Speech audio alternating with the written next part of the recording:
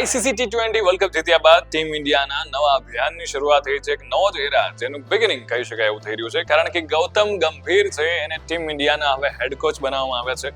2 time world cup champion, 2 time IPL trophy winner as a player અને as a coach. Recently જે season થઈ હતી એમાં Kolkata night રાઇડર્સને એમણે જીત પાવી હતી અને આ એ મુખ્ય એવા એમના અચીવમેન્ટ હતા જેના કારણે ક્યાંક ને ક્યાંક ગૌતમ ગંભીરને એઝ અ હેડ કોચ છે એ સિલેક્ટ કરવામાં આવ્યા છે. અને એમની સાથે સાથે કોલકાતા નાઇટ રાઇડર્સના જ એમના જે સહાયક કોચ હતા, એટલે ચાહે બોલિંગ કોચ વિનય કુમાર હોય કે એની સાથે અભિષેક નાયર, એ પણ ટીમ ઇન્ડિયા સાથે જોડાશે એઝ અ કોચિંગ સ્ટાફમાં.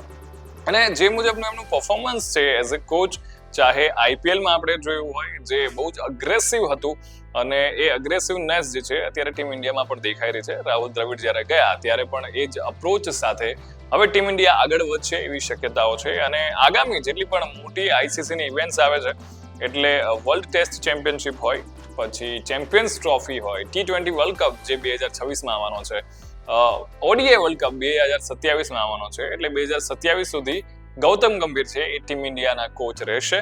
અને જે મુજબનું કરિયર છે, જે કન્ટ્રીબ્યુશન આપ્યું છે ઇન્ડિયન ક્રિકેટને, એમનો એક્સપિરિયન્સ, એમની અગ્રેસિવનેસ, અને મજાની વાત તો એ આવશે કે એક બાજુ ગૌતમ ગંભીર અને બીજી બાજુ વિરાટ કોહલી, એટલે બે એવા અગ્રેસિવ પ્લેયર જે છે એ એક જ ટીમ સાથે જ્યારે ODIમાં રમતા જોવા મળશે, સાથે હશે, તો આઈ એમ શ્યોર કે જે મેદાન પર એક લેવલ હશે ને ગરમા ગરમીનું, એ જબરદસ્ત રહેવાનું છે. અને એના કારણે સામેવાળી ટીમને ખાસ બચીને રહેવું પડશે, કારણ કે આ બંને પ્લેયર દિલ્હીથી છે અને બંને પ્લેયર શું કરી શકે છે એ આપણે બહુ સારી રીતે જાણ્યું છે.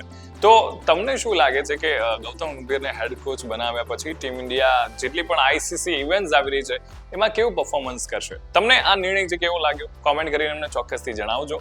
Keep watching vibes of India.